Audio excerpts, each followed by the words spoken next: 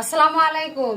দেখেন এই যে আপনারা এই চিংড়ি মাছের বড়া যে হাট বাজারে খান কিন্তু খাবেন না।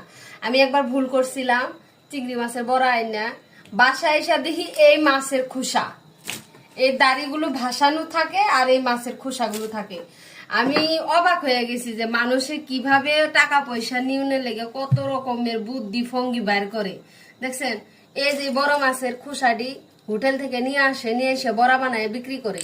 আমি অনেক ঠকা ঠকছিলাম সেদিনকে। আমি এই চিংড়ি মাছের বড়া খাওয়ানোর লেগে কি যে মন গেছিল আমার এর ভিতরে। পরে বাসায় আনছি, আনার পরে দেখি কি এই যে খোসা আর আর তারপরেও কাঁচা। হ্যাঁ, তারপরেও কাঁচা। এই দাড়িগুলো খালি এতটুক দাড়িগুলো বাইর করে রাখছে, বেসন দিয়ে বড়া বানায় দিছে। আর ভিতরে এই যে 3টা মাছের খোসা। ভুল করেও কখনো বাজারে চিংড়ি মাছের বড়া খাবেন না। বড়া খাওয়া মানেই আপনি ঠকে গেলেন, জিতলেন না, আর টাকাটি জলে ভাসিয়ে দিলেন। তাই আমি বলতাছি ভাই, বাজারে কখনো আপনারা কেউ চিংড়ি বড়া খাবেন না। খাওয়া মানেই ঠকা।